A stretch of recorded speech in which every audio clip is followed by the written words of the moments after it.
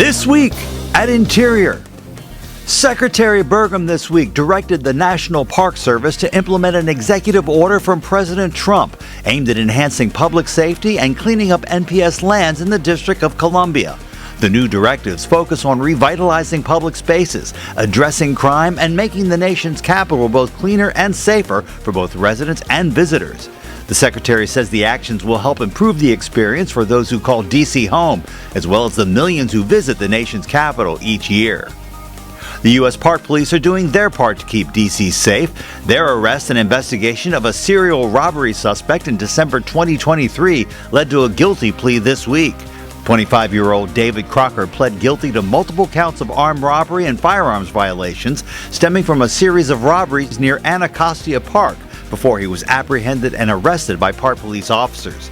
Crocker's sentencing is scheduled for June 4th. Secretary Burgum directed the Bureau of Ocean Energy Management to hold the next scheduled oil and gas lease sale in the Gulf of America this week.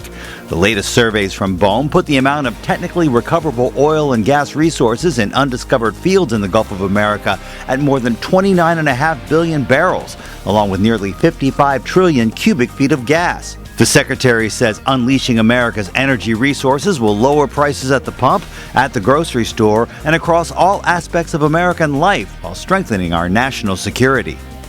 Secretary Burgum sat down with Fox News to share the department's historical accomplishments in unlocking America's energy potential. On My View with Laura Trump, recorded at the U.S. Park Police Stables on the National Mall, the Secretary said that conservation and responsible stewardship are at the heart of the administration's goals to unleash American energy dominance. President Trump wisely understands that affordable, reliable energy is the key to prosperity here at home in terms of driving our economy forward. Because energy is not an industry. It is the foundation of every industry. And now it's also critical to our national security in terms of artificial intelligence.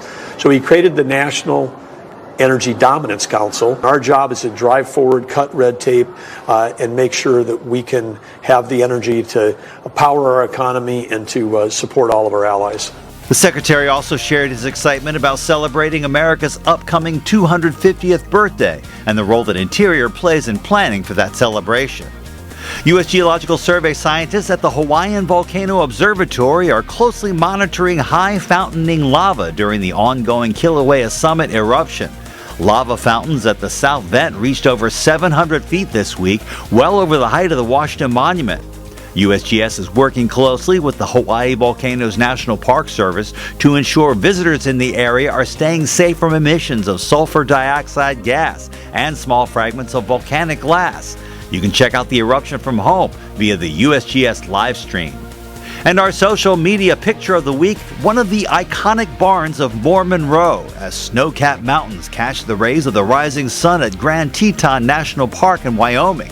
The barn is one of two on adjacent homesteads, the legacy of Mormon settlers in Jackson Hole in the 1890s. Now they're a popular spot for pictures and are often called the most photographed barns in the world.